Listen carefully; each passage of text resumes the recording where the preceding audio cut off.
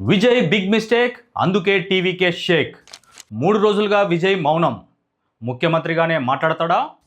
విజయ్ వెండితెర మీద super star కావచ్చు, రాజకీయాల్లో మాత్రం ఇంకా వర్తమానుడు. రాజకీయాల్లోకి వచ్చినప్పటి నుంచి ఇంతే, ఓన్లీ సైలెన్స్. వారసత్వ రాజకీయాలపై ద్వంద్వ వైఖరి. అసలేం జరిగిందంటే, తమిళనాడులో దళపతి విజయ్ పట్టాభిషేకానికి ముహూర్తం ఖరారైందనుకుంటున్న వేళ కూటమి పార్టీల నుంచి ఎదురవుతున్న అసహనం కొత్త చిక్కులు తెచ్చిపెడుతుంది. మెజారిటీ మార్కుకు అడుగు దూరంలో ఉన్న టీవీకేకు మద్దతు ఇవ్వాలంటే భారీ మూల్యం చెల్లించక తప్పదంటూ వీసీకే వంటి పార్టీలు సంధిస్తున్న విమర్శలు ఇప్పుడు హాట్ టాపిక్గా మారాయి. ముఖ్యంగా విజయ్ రాకుమారుడిలా బందీ అయ్యారని, విజయ్ తీరు అహంకారానికి పరాకాష్ఠగా అభివర్ణిస్తున్నారు. ఆ పూర్తి వివరాలు మీకోసం. వీడియో చివరి వరకు చూడండి. ప్లీజ్ లైక్ చేయండి, షేర్ చేయండి, అలాగే బెల్ బటన్ నొక్కి సబ్స్క్రైబ్ చేసుకోవడం మర్చిపోకండి. ఇక హెడ్లైన్స్ చూద్దామా. రాజకీయ పార్టీలను వాట్సాప్ ద్వారా సంప్రదించడంపై వీసీకే తీవ్ర అసహనం. విజయ్ చుట్టూ ఉన్న నేతలు ఆయన్ను తప్పుదోవ పట్టిస్తున్నారని విమర్శలు. వారసత్వ రాజకీయాల విమర్శలు చేస్తూ కాంగ్రెస్తో కలవడాన్ని తప్పుబట్టిన కూటమి పార్టీలు. ఇక స్టోరీలోకి వెళ్తే, తమిళనాడు అసెంబ్లీ ఎన్నికల ఫలితాలు వచ్చిన తరువాత ఏర్పడిన రాజకీయ ప్రతిష్టంభన ముదురుతుంది. 108 స్థానాలతో అతిపెద్ద పార్టీగా అవతరించిన తమిళగ వెట్రి కలగం టీవీకే అధినేత విజయ్ మ్యాజిక్ ఫిగర్ను చేరుకోవడానికి చేస్తున్న ప్రయత్నాలు ఇప్పుడు వివాదాస్పదంగా మారాయి. ముఖ్యంగా వీసీకే పార్టీ విజయ్ అనుసరిస్తున్న తీరును అహంకారానికి పరాకాష్ఠగా అభివర్ణించింది. రాష్ట్రంలో రాజ్యాంగ సంక్షోభం నెలకొన్న సమయంలో రాజకీయ పార్టీల మద్దతును వాట్సాప్ సందేశాల ద్వారా కోరడం ఏంటని వీసీకే ప్రధాన కార్యదర్శి చింతనై సెల్వన్ ప్రశ్నించారు. సోషల్ మీడియా వేదికగా ఆయన విజయ్పై ఘాటు వ్యాఖ్యలు చేశారు. ముఖ్య నేతలను ప్రత్యక్షంగా కలిసి గవర్నర్ ద్వారా బీజేపీ రాష్ట్రంలోకి రాకుండా ఎలా అడ్డుకోవాలో చర్చించాల్సింది పోయి, వాట్సాప్లో లేఖలు పంపి రిప్లై ఇవ్వండి అని అడగడం రాజకీయ అపరిపక్వత కాదా అని ఆయన నిలదీశారు. విజయ్ చుట్టూ ఉన్న రెండో శ్రేణి నాయకులు ఆయన్ను తప్పుదోవ పట్టిస్తున్నారని వీసీకే ఆరోపించింది. విజయ్ ఇమేజ్ను వాడుకుంటూ డీఎంకేపై తమకున్న వ్యక్తిగత కక్షలను తీర్చుకుంటున్నారని మండిపడింది. విజయ్ను బయటకు రానియకుండా ఒక రాకుమారుడిలా బందీ చేశారు. అధికారం రాకముందే డీఎంకే, ఏఐడీఎంకే నేతలను అరెస్టు చేస్తామని ప్రగల్భాలు పలకడం ఎంతవరకు సమంజసం అని సెల్వన్ ప్రశ్నించారు. వారసత్వ రాజకీయాలను విమర్శించే విజయ్ అదే వారసత్వ రాజకీయాలకు కేర్ ఆఫ్ అడ్రస్గా ఉన్న కాంగ్రెస్తో చేతులు కలపడాన్ని వీసీకే తప్పుబట్టింది. డీఎంకే నాయకత్వంలో గెలిచిన వామపక్షాలు వీసీకే మద్దతును ఏ మొహం పెట్టుకుని అడుగుతున్నారని ప్రశ్నించింది. విజయ్ తన గెలుపు తర్వాత వినయాన్ని ప్రదర్శించాల్సింది పోయి రాచరికం అంతమైంది అంటూ అహంకారపూరిత వ్యాఖ్యలు చేస్తున్నారని ఆగ్రహం వ్యక్తం చేసింది.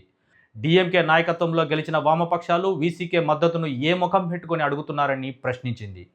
రాష్ట్రంలో మళ్లీ రిసార్ట్ పాలిటిక్స్ మొదలయ్యాయని, ఎమ్మెల్యేలపై నమ్మకం లేక విజయ్ వారిని రిసార్ట్లలో బంధిస్తున్నారని వీసీకే ఆరోపించింది. మరోవైపు రాష్ట్రంలో రాష్ట్రపతి పాలన విధించేలా బీజేపీ కుట్ర చేస్తుందని, దీనిపై ప్రజలు అప్రమత్తంగా ఉండాలని కోరింది. ప్రస్తుతం విజయ్ వద్ద కాంగ్రెస్కు చెందిన 5 ఎమ్మెల్యేలతో కలిపి 116 మంది మద్దతు ఉన్నట్లు సమాచారం. మెజారిటీ మార్కు 118కి కేవలం 2 సీట్ల దూరంలో ఆయన నిలిచిపోయారు. 48 గంటల్లో 3 సార్లు గవర్నర్ని కలిసిన విజయ్ ప్రభుత్వ ఏర్పాటుకు సిద్ధమని ప్రకటించారు.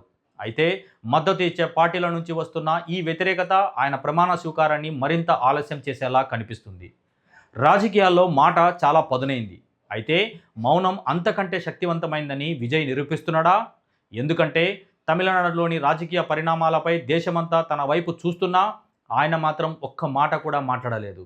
తమిళనాడులో 3-4 రోజులుగా హై లెవెల్ పొలిటికల్ డ్రామా నడుస్తుంది. గవర్నర్ నిర్ణయాలపై పొలిటికల్ సర్కిల్స్లో బాగా చర్చ నడుస్తుంది. మీడియా విజయ్ ఏం మాట్లాడతాడా అని చాలా ఆసక్తిగా ఎదురుచూసింది. కానీ ఈ పొలిటికల్ బజ్కు కారణమైన కీ పర్సన్ మాత్రం మౌనంగా ఉండిపోయారు. ఎందుకంటే గవర్నర్ నిర్ణయంపై రాజకీయ వర్గాల్లో చాలా చర్చ నడిచింది. సోషల్ మీడియా చాలా హోరెత్తింది. 2 సార్లు గవర్నర్ని కలిసినా ఆహ్వానం రాకపోవడం, మెజార్టీ ఉంటేనే రమ్మనడం వంటివి చర్చకు దారితీశాయి. బలాన్ని నిరూపించుకోవాల్సింది అసెంబ్లీలో కానీ లోక్ భవన్లో కాదు అనే వాదన వచ్చింది. ఈ సందర్భంగా కూడా విజయ్ మాట్లాడలేదు.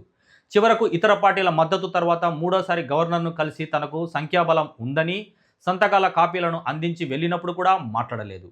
అలాగే తనకు మద్దతు ఇవ్వాలని ఏ రాజకీయ పార్టీని కూడా బహిరంగంగా కోరలేదు. రాజకీయ పార్టీని ప్రకటించిన తర్వాత కూడా విజయ్ ఎప్పుడూ మీడియా ముందు స్టేట్మెంట్లు ఇవ్వలేదు. కరూరు వంటి ఘటనలు జరిగినప్పుడు వీడియో రిలీజ్ తప్ప ఓ పొలిటికల్ స్టేట్మెంట్ కానీ కామెంట్ కానీ ఎప్పుడూ కూడా చేయలేదు. ఏం చేసినా ప్రజల ముందటే అన్నట్లుగా వ్యవహరించారు. ఆయన ఎప్పుడూ పబ్లిక్ మీటింగ్లలో మాట్లాడరు. ఎన్నికల ప్రచారంలో కూడా సభల్లో మాత్రమే మాట్లాడారు. విజయ్ గెలిచిన తర్వాత ఆయనకు దేశవ్యాప్తంగా రాజకీయ నాయకులంతా శుభాకాంక్షలు తెలిపారు. కానీ ఆయన మాత్రం కేవలం ప్రధాని మోడీకి, రాహుల్ గాంధీకి మాత్రమే సమాధానం ఇచ్చారు. ప్రధానికి ప్రోటోకాల్ని గౌరవించి రాహుల్ గాంధీకి మద్దతు అవసరమయ్యి రెస్పాండ్ అయినట్లు కనిపించింది. ఏదైనా సరే ముఖ్యమంత్రిగానే మాట్లాడదామని విజయ్ నిర్ణయించుకున్నారా అనిపిస్తుంది. ప్రమాణ స్వీకారం తర్వాత ముఖ్యమంత్రిగానే ప్రజలతోనూ ప్రెస్తోనూ మాట్లాడతారేమో. తాను సీఎంగా సెక్రటరియట్ నుంచి మీడియాను అడ్రస్ చేయాలనుకుంటున్నారేమో అనిపిస్తుంది. ఆయన మాట్లాడడం మొదలు పెడితే అది నేరుగా ప్రజల గుండెల్లోకి వెళ్ళాలి. అది కూడా నిర్ణయాత్మకమైన స్థానంలో ఉన్నప్పుడే జరగాలి అనేది ఆయన టీం వ్యూహంగా కనిపిస్తుంది.